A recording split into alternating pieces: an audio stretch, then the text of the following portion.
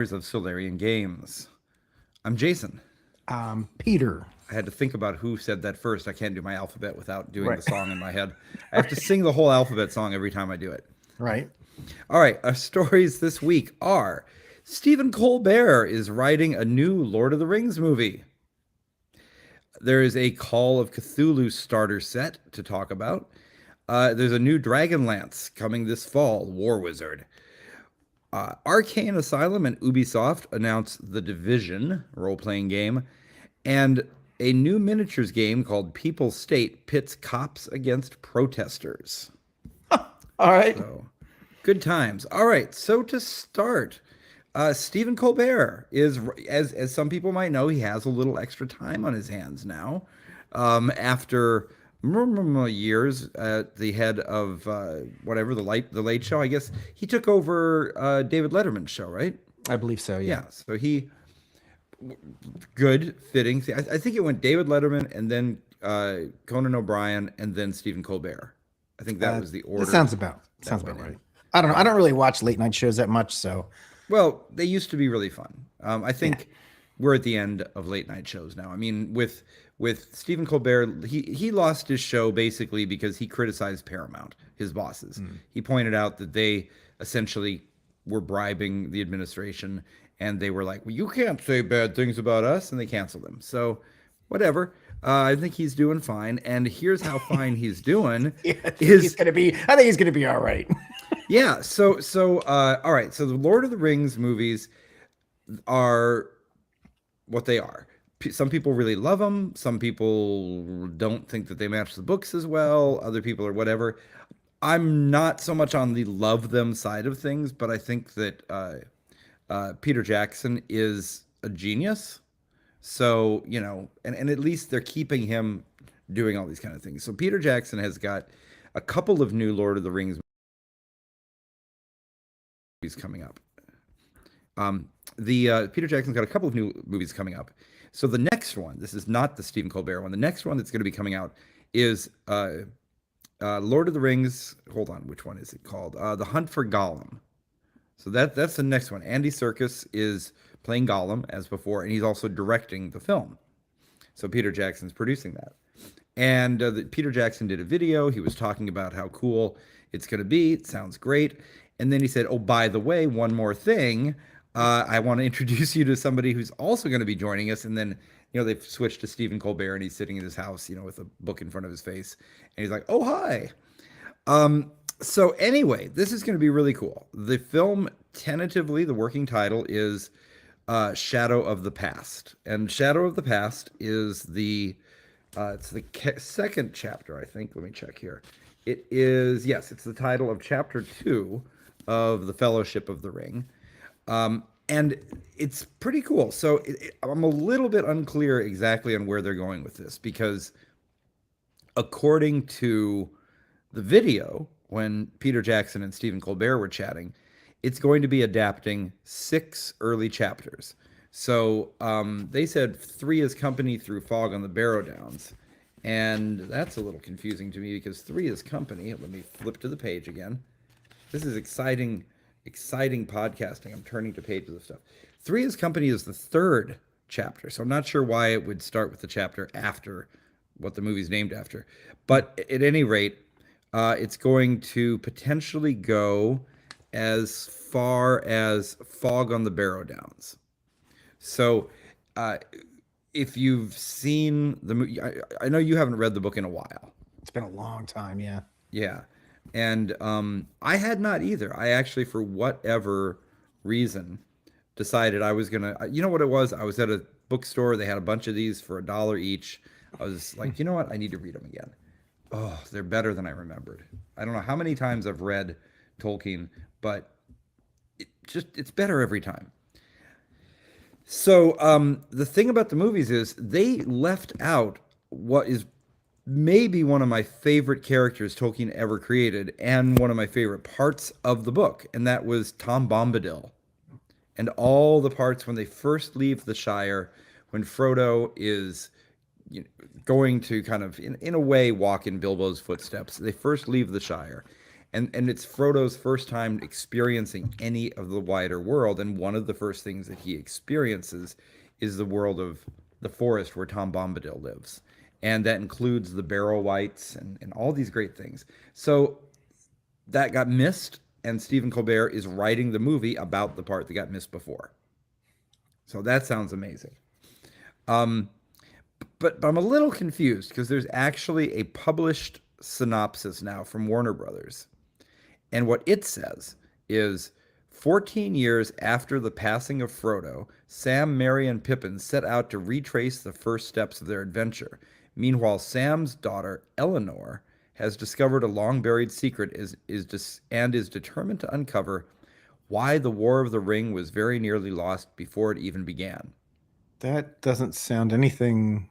What? Yeah, I'm totally confused about that. Maybe they're doing this as like they're going to go into the future and then do a flashback, and that's how they're going to do those chapters. Oh, maybe that's how they squeeze an entire movie out of it. Because how do you do a whole movie out of a couple chapters? Maybe they're going to start in the future. Oh, you so could. Oh my gosh. Really? Okay. Oh yeah. No, that whole that's a whole adventure by itself. I mean, I think Tolkien could have easily decided to dive in and written a whole book just in that part, but he Okay, so yeah. it wouldn't be like what they did with the atrocity they did with the Hobbit.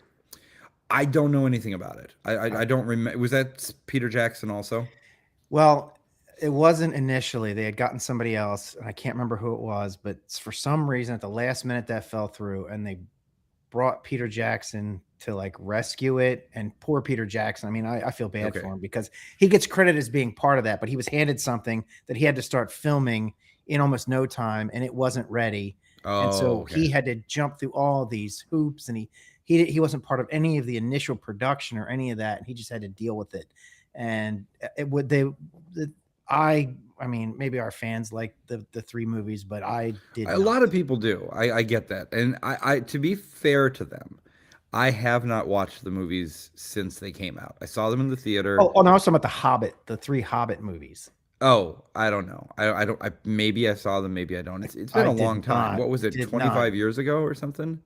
No, the Hobbit. 10. Oh, I want to say my daughter was born, so I want to say 15 years ago. Okay. Well, I Could it don't be that? Oh my remember. God. It better I not be that long ago. I really don't remember. Like we're showing a screenshot right now with Gandalf and then Stephen Colbert superimposed over the front of it. I don't even know what film that screenshot is from. If Oh, that's the Hobbit. that's going to be one of the Lord of the Rings. Okay. Which already tells you that my memory's a little bit off because my memory of the actual Lord of the Rings movies is that they were so dark you couldn't see the damn movie. And I don't remember any green. I don't remember anybody ever going outside. I don't remember There the was. lights ever being turned on. No, All I there was. remember was this is ugly and I'm bored with it and I can't see anything.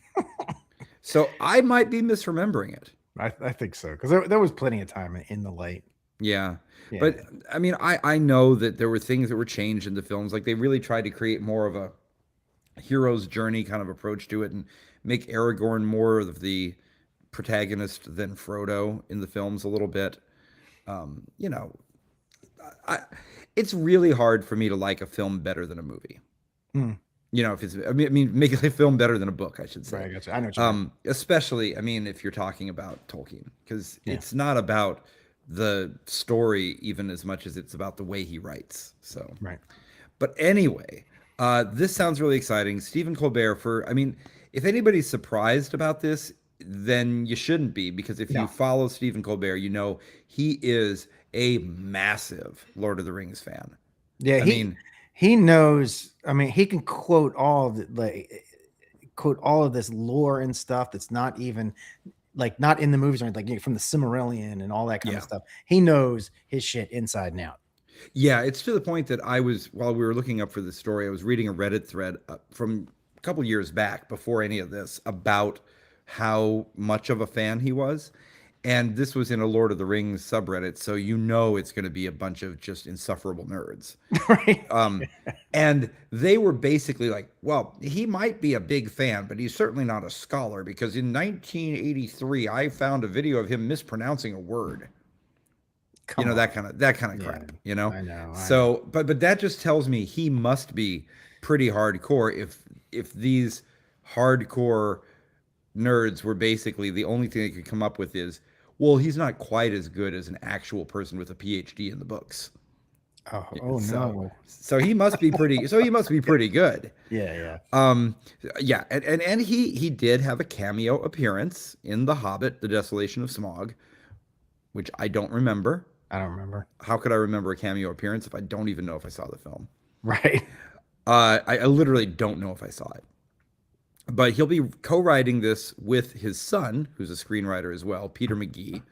I think his son is just kind of getting started. I looked in his IMDb page. There's like two things there, Mm, and also with veteran screenwriter Philippa Boyens, who has done other Lord of the Rings films. So they're not just going to leave him hanging out there to dry by himself, because I don't right. think Stephen Colbert has ever written a film entirely by himself. Yeah, I would be a little concerned trusting the property to someone who's never really written like a movie like this before. Or a But movie at all, because I mean, yeah, writing a film is very different from any other kind of writing.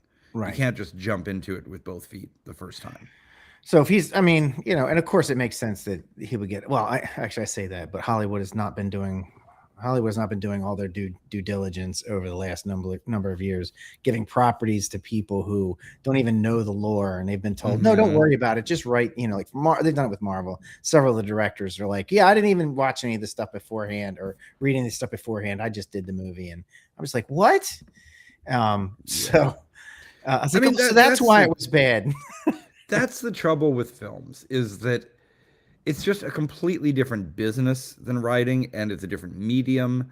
And I mean, you cannot really take a book and put it on screen exactly as it is in the book. It won't translate. You always have to do something different. Oh yeah, The yeah, it's a trouble different is medium. when they do something different that changes the story Right. or changes what the book is. And so I don't think they're going to do that. I think he's going to do a great job. He has a mentor to walk him through it.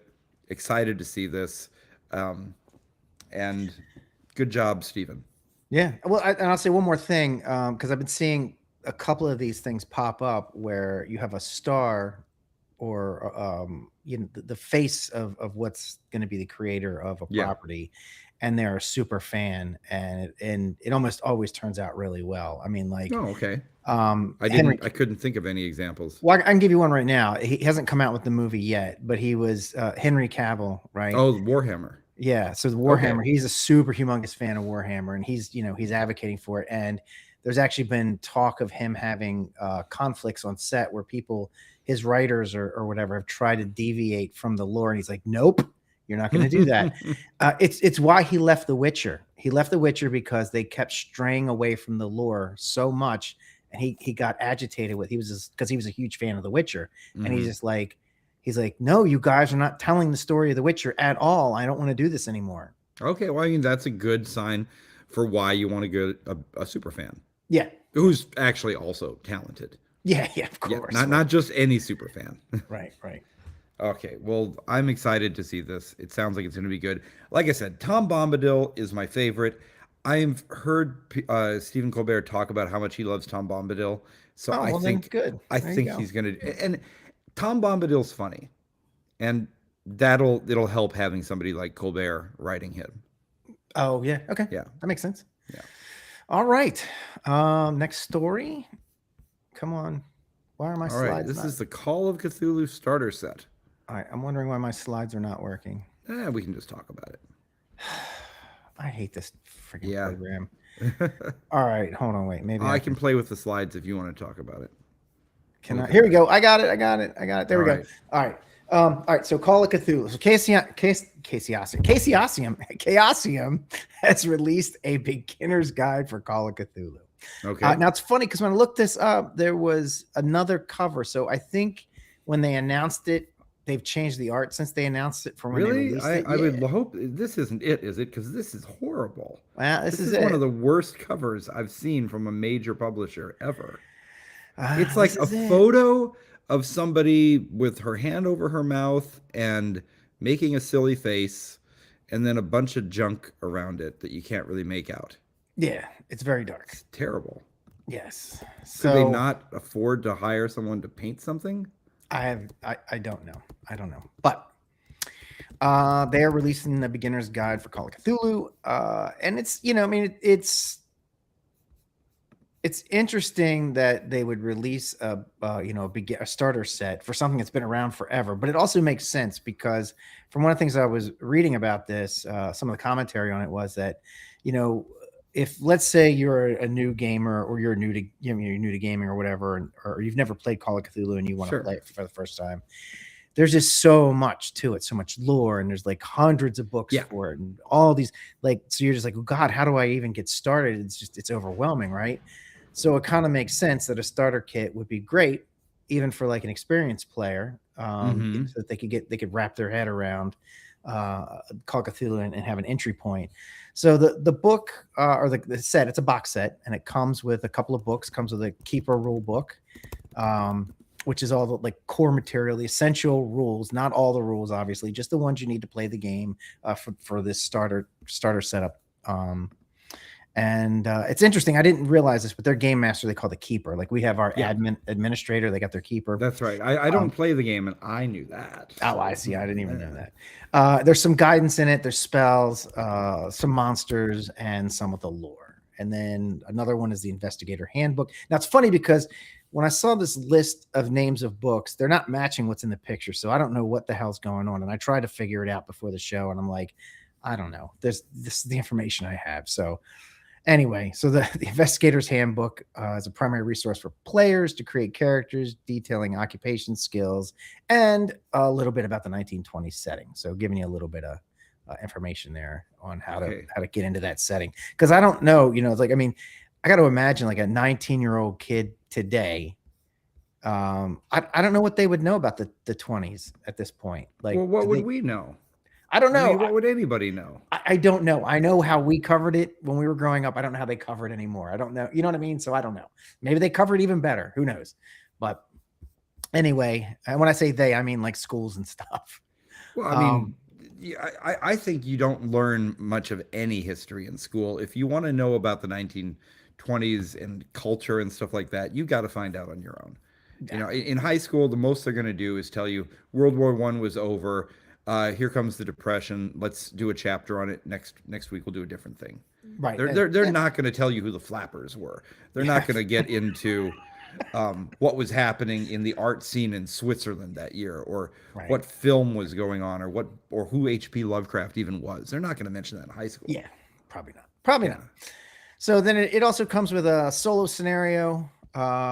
Called Alone Against the Flames. And then, so that's something you can play by yourself, obviously. So let's say you're going to want to run this for your friends or whatever, and you might do the solo scenario yourself so that you get a feel for the system before you bring in other people. And then there's other additional scenarios that have, there's 3 of them, and each one of them can have 3 to 5 players.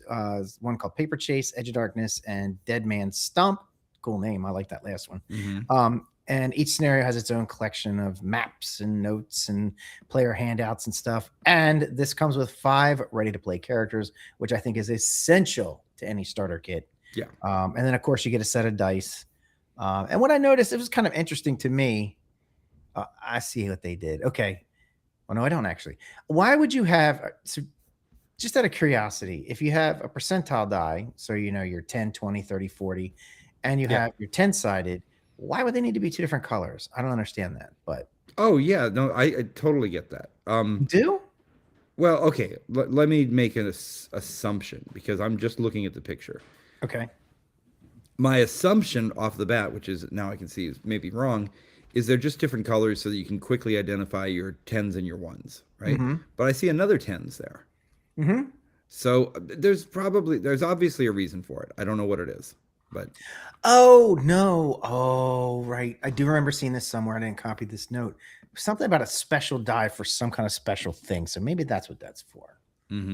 Like a die to like for, I don't know, dramatic events or something like that. So maybe that's what it was. Anyway, so you get your characters, you get dice, and all of this in a box set for $30. That is a deal. That's a deal.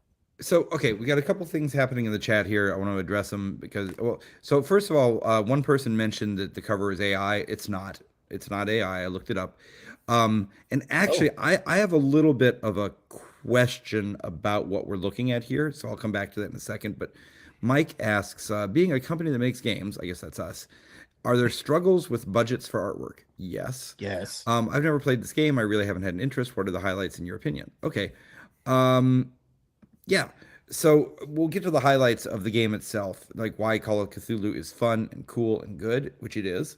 Um, but so there have been, this isn't the first time they've done a starter set. They did it 2018, they did another one in 2021.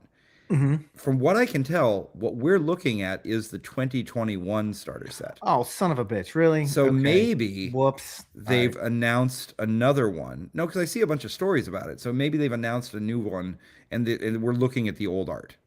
Okay, because I did see a box with another art. It was more cartoony, more Well, kids on bikes kind of artwork, sort of. well, that might be the 2018 one Jesus because Christ. Okay. uh, uh, oh, okay, so over at Vintage RPG, which is Hambone, Right. or actually, I think it might be Hambone. It's Stu Horvath, actually. It's Hambone's partner in crime in a lot of stuff. He did a piece on the 2018 and the 2022 ones, and I'm looking at the artwork for both of them. I like the. It might be a little more kids on bikes. It's got a group of characters on it. There's somebody like a younger person kind of going like this.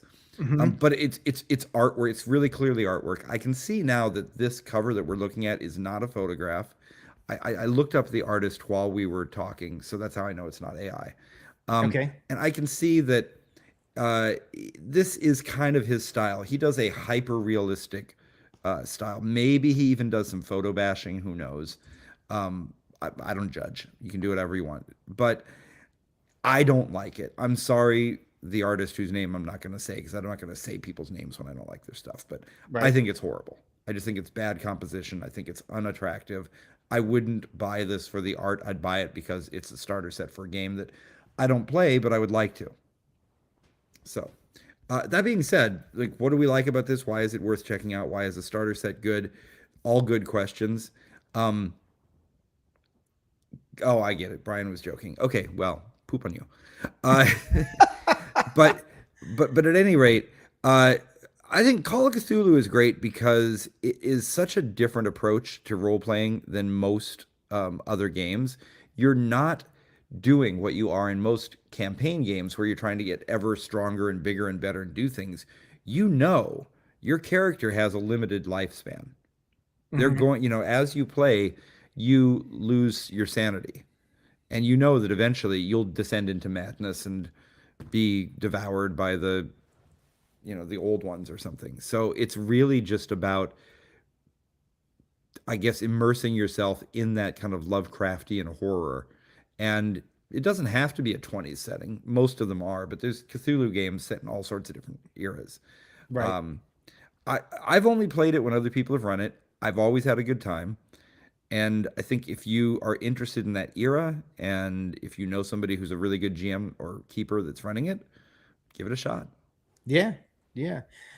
Yeah.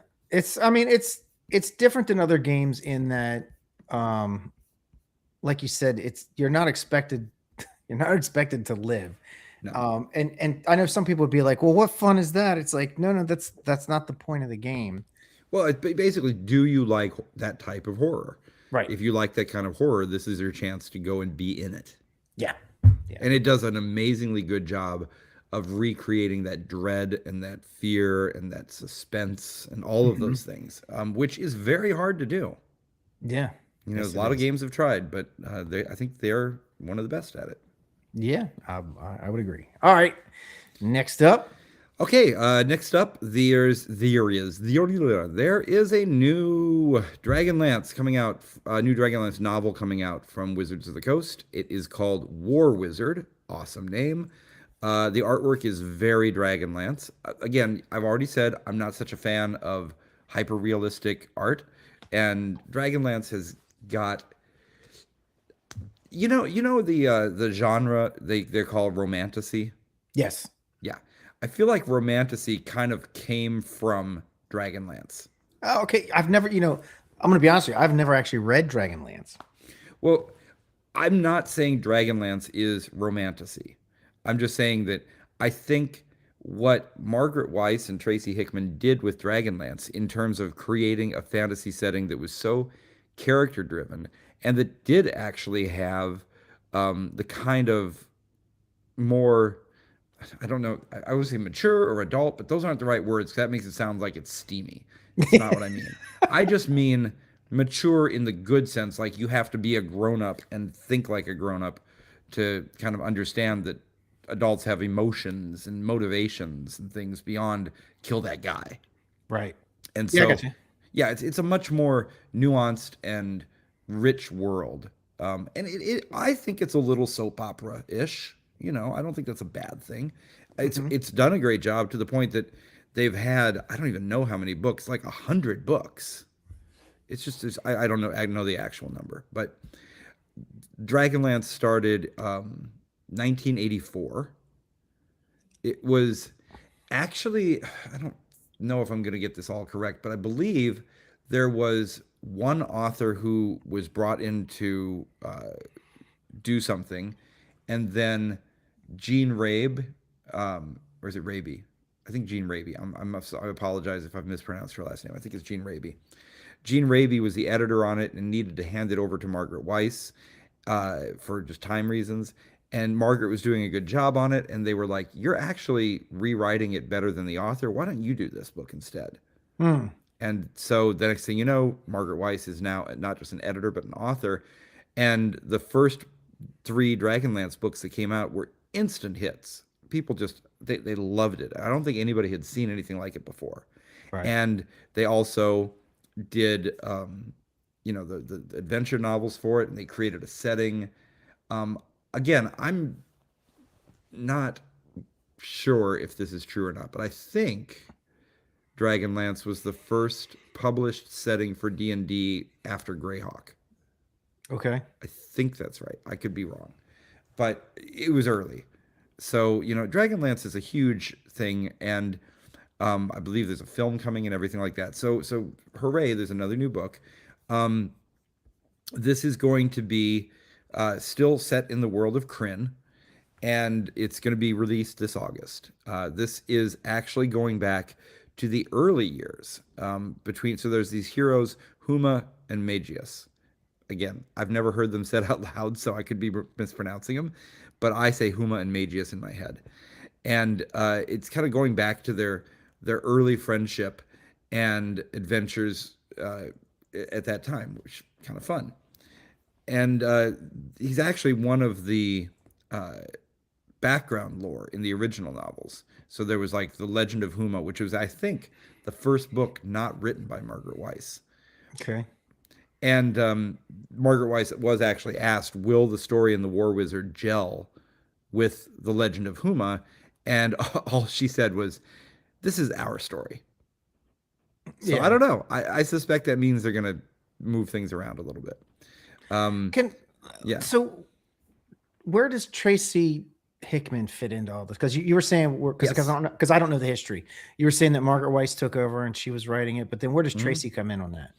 I don't know how Tracy was initially tapped to partner with Margaret on the Okay. books. I do know that he'd been writing other things before this, and some of his early D&D um, adventures were, I think, done outside of TSR, and then he was brought in. And he has three adventures that, if you find the ones that he, I believe, self-published, they're thousands of dollars when you find one today. Jeez. Collectors go Okay. nuts for them. Um, so I don't know how they were initially paired up, but basically they've been a writing team the whole time. I don't know the exact number of Dragonlance books. Like I said, I think it's I'm I'm gonna guess it's maybe somewhere around 70 or so. Of Oof. those, Margaret Weiss and Tracy Hickman have written 25 of them together, and then Margaret's actually written another, I think, nine or so on her own. So or no, actually, I'm sorry. This will be the 28th book that they've written together. So this will be Hmm. book number 28 for the two of them together. Nine of them Margaret Weiss wrote either with somebody else or on her own. But a bunch of other authors. So I mentioned Jean Raby. She wrote some of them. Cam Banks, a friend of ours, has written at least one.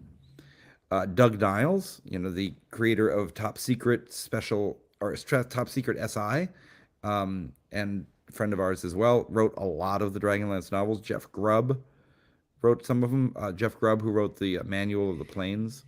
Hmm. So a lot of people have done these, and this they've been doing for the past, I don't know, 7 or 8 of them. It has just, I think it's been since 2010. It's just been Margaret Weiss and Tracy Hickman again. So Okay. it's really their thing. Exciting that there's going to be another one. Dragonlance fans, I'm sure, are going to have a treat. Cool. Well, that's good. And I just wanted to mention that these two guys on the cover, Mm-hmm. they would have been really sexy in 1985, man. Yeah, well, I was thinking more 75, but yeah. 70. Okay. They've Fair kind enough. of got like a Bo and Luke Duke thing going on. Yeah, well, I was thinking, like, I almost see Burt Reynolds in that Yep. role of the one guy. The and then- mustache. yeah. And then like Fabio as the other guy, maybe. Yeah, little Fabio going on. Hmm. Basically, if Bo and Luke Duke grew their hair out and became Yes. fashion models, There you go. yeah, no, I like it. It's very much in the keeping of Dragonlance style. So Oh yeah, should no, be- it looks should it be looks cool. it looks perfect. Yeah, I it just thought does. It I does. just thought it was funny. All right. So for our not for our final story, our How about our penultimate one? penultimate story. Tom Clancy's The Division role-playing game is coming. Is right. coming. Now, this is interesting because they're working with Ubisoft, who made the video game. But the company is Arcane Asylum, which most people in America probably have never heard of. I'd never heard of them.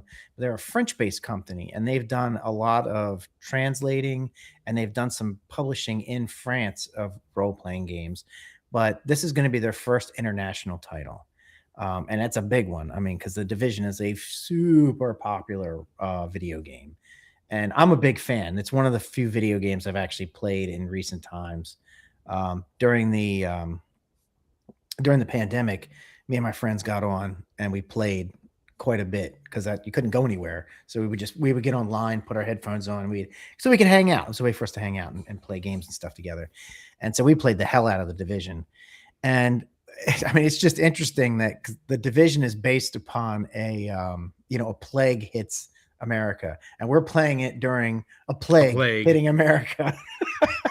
Although it would take a couple more years before people walking around in paramilitary outfits were strutting our streets. Oh yeah, well this plague was way worse than COVID. Like imagine COVID times 10, right? And that's what you get. I'd rather not imagine it because I think it's going to show up someday. So it could. I could very well could. I mean, yeah. So listen, everybody, viruses evolve just like the rest of us. Oh yeah, I mean, most scientists have said, and they said even before COVID, even they were saying it's not if, it's when.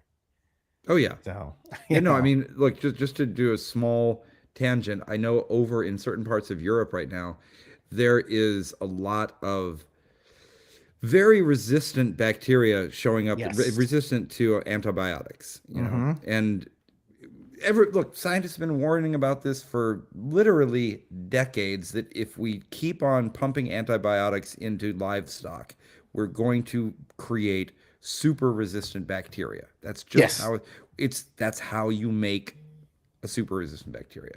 They've turned the world into a giant petri dish. Yeah, and as we all know, the last thing anybody does is listen to the science. So. Sure. Yeah, why so hey, let's talk more about this role-playing game of the near future you're predicting. Yeah. So it's a great game. It's a first-person shooter, and but your role isn't to go around and kill people. That's not it's not like Doom or something where you're like, yes, I'm going to go out and I want to kill a bunch of people. You do want to kill a bunch of people, but they are bad people. Your job is because you're trying to bring civilization back. That's what The Division is. The Division. Nobody has ever been bad when they say, "I'm trying to bring you civilization." Well, no, I'm making a joke. Go on. I know. I'm just kidding. But so they do most of the missions in it is you're like going and getting medicine, or you're getting supplies, colonies, become more secure and and have fresh water and stuff like that. And that's Hmm. the goal of what you do. Now, you guys are the tough ones because that's what you need to go out into the world of all these other tough people and stuff. Hmm. But anyway, so it says, I'm going to read this blurb here. It says, when civilization falls, the division arises. All right. A deadly engineered pathogen known as the green poison sweeps across the United States, crippling institutions and plunging cities into chaos. And as essential services fail, hostile factions rise to seize control of the streets, with fear spreading even faster than the virus. Society stands on the brink of collapse, struggling to survive. And so then I'm not going to go into the rest of it. It's another big Hmm. chunk, but Hmm. that's where the division comes in. And you guys are all like, you were just like regular citizens, sleeper cell types. And when this went down, you get a call on you got this little watch where you get a call on it and you go meet up with your friends or whatever, your coworkers, and you go save the world. So I Okay. think it's a perfect setting for a role playing game. It Perfect. sounds great. Do you have to play part of one of the division? I wonder. I think you would want to. I really think because they get special equipment and they have a purpose. So Hmm. they like it's easy to run adventures because you have a job. Whereas if you're in this world and you're not part of the division, I mean, I guess you'd be a marauder or you would be tending crops in one of the little villages or Okay, whatever. I mean, I don't. I could make a Animal Crossing version of it where I'm just tending the crops. Yeah, I guess you could. I suppose you And could. then I'll send my group out to stop these horrible colonizer division people that are trying to restore a civilization that nobody wants back. Right. And sorry, I'm making my version of it right now. There you go. There you go. No, I'm excited. I love the video game. Hmm. Uh, uh, I think was it Mike Pickett said it was a great game, and Yeah, he's right. I agree with him. He's definitely right. yeah, definitely, definitely. Oh, and there's no zombies in it. There's no there's no supernatural anything. I in it, love just that. so you know. Yeah, There's no monsters. if we never get another zombie property in any media, it'll be too soon. I don't want a movie, I don't want a TV show, I don't want a video game, I don't want an RPG, I don't want a book, I do not want a comic. The only zombies I want to know about is if we get real ones. Then we'll talk, Right. you know. But Right. zombie shooters, it's just an excuse for people to shoot people in the face and not feel guilty about it, And pretty much, yeah. you know. So come on, guys. And Give they're it up. not realistic because most of these zombie movies and stuff, where like when you're talking about magic zombies, where they don't breathe, but they're always breathing and yelling and stuff, but they don't need to breathe. And and the only way to kill them is shoot them in the head. And I'm like, why is that a thing? But anyway, The only um, zombies I recognize are the ones from Thriller. oh, okay, That we can have. If somebody wants dancing to make an zombies. RPG based on Michael Jackson's Thriller, then maybe I'm there. Yeah, we could play dancing zombies, That actually could be cool. Get some dancing mechanics in on the whole thing, and right? how many points do you get for going Shamon? Right. All right. Oh Anyway, yeah, if you right. can hee hee it. Yes, yes. What kind of zombie are you? I'm a hee zombie. I like it. I like it. Nice. All right. Anyway, that's it. There's no other information on it. It's coming. There's a Kickstarter. You can sign up for it. Cool. All right, and then the final story of the day. This was one I just kind of found this in some groups. I thought it was really interesting. There is a new miniatures game which is going to be released in May called People's State. Do we have any pictures for this we can put up? No, I didn't see it in Oh, I the gave you notes so here. many pictures. What Where are did you you get? doing? Did you They're in this. email them to me? No, they're in the Notion. There's 3 big, beautiful pictures there. Where are they? Well, that's all right. I'll just I tell don't everybody see what it. these look like. They look cool. It's a shame because the miniatures that he did for this are just gorgeous.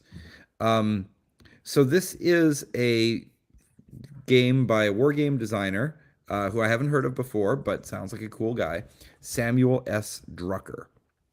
He was or is the author of another game called Matchlocks and Witchcraft, which is a skirmish game of 17th century Puritans versus a coven of real witches, done as a miniatures war game, Okay. which is awesome.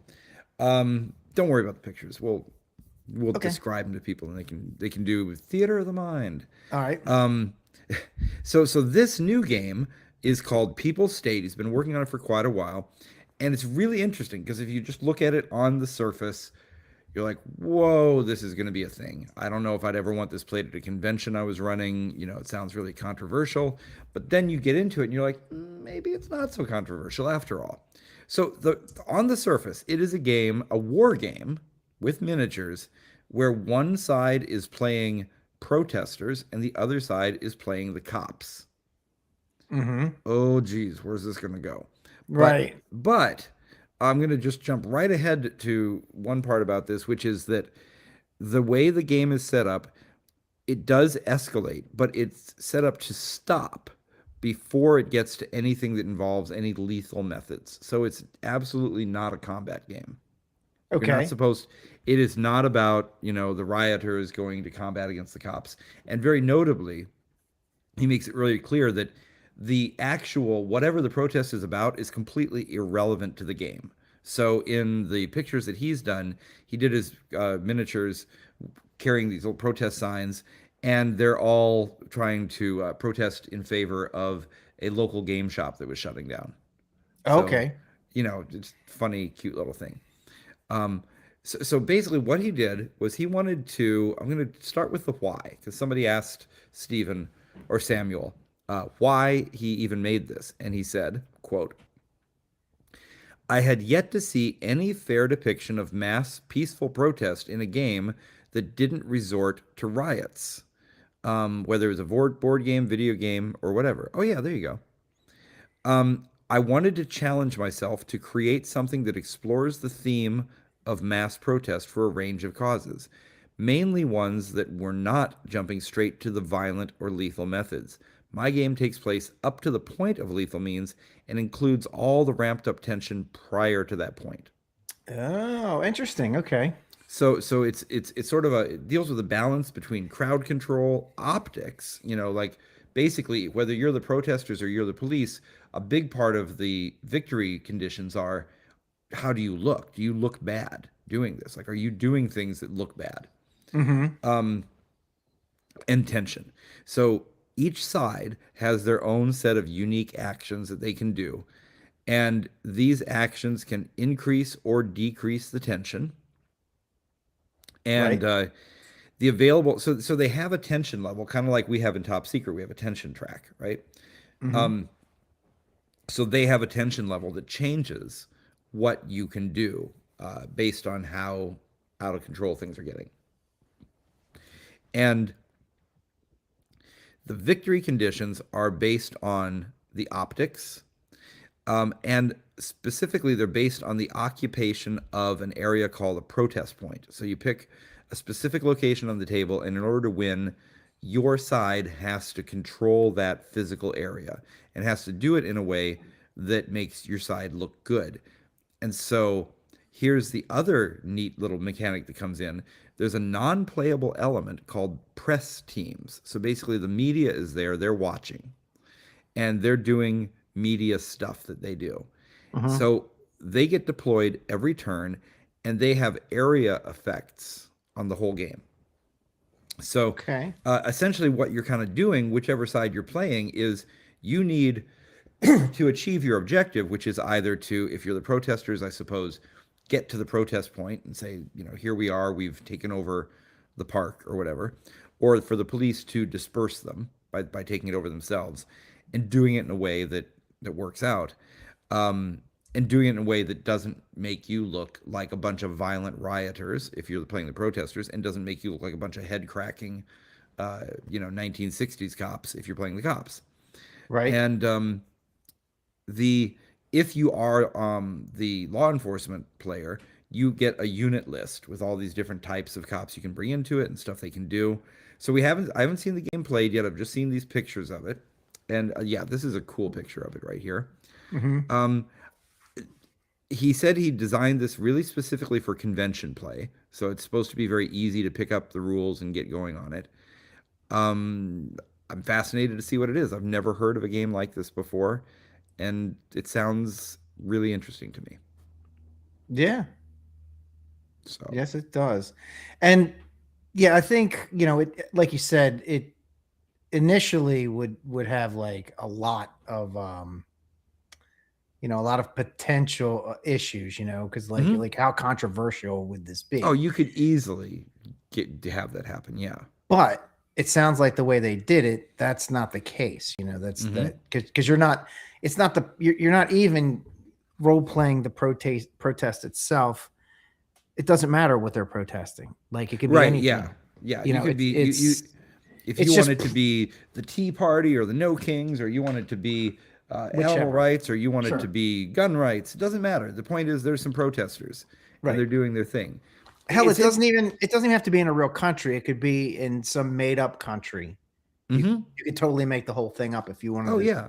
you Uh, know, like It, I don't know, the burger protesters because burgers are immoral for some reason or whatever. I don't know, like oh hamburger. yeah, because these German people running these small towns with an iron fist, the burgers are terrible. Right, exactly. Yeah. So it could No, be anything. That's not the point of the game. it's very interesting to me because I'm very interested in free speech and the right of people to get out and do things like this. And at the same time, I have a lot of friends who are police, and I'm very interested in how policing works and how you can do your job well, especially in a world where everybody's demonizing you before you even show up.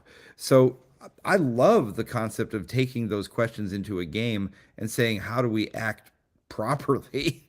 Right. If the victory conditions depend on you not coming across like the bad guys, whichever side you're on, that's a really interesting mechanic. Right. Right. So let's see what he does with it. I'm following him on the socials, and hopefully when once it comes out, we'll get a chance to play it. Maybe we'll even ask him to come on and show us. It'd be neat. Right. Right. So the game is by Samuel S. Drucker, and it is called People's State. So if you search for that, you'll find stuff about it, and it'll be out at the end of May on Wargame Vault, and that is basically the wargame version of Drive Through RPG. So, Right. Okay, cool. all Very right. cool.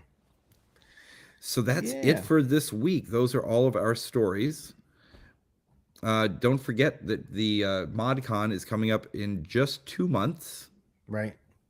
So we are 2 months away from ModCon. Go to modcon.games, plural, and sign up to run some stuff, get a badge, come out. It's going to be a gaming convention only for moderns. So actually, I guess I've already got People's State could be played there if they want to, because Sure. we will have miniatures at this. Right. So Right. please come out, go to modcon.games, and come and see us. Yeah, it's gonna be a good time. Gonna be a good time. If you are a Patreon backer at any paid level, you have access to our Discord. So we are going to be there in about 10 minutes. Come on over and say hi in the after party. Meanwhile, Yeah. everybody else, like and subscribe, give us a review. It really helps. And we will see you next week. All right. See y'all.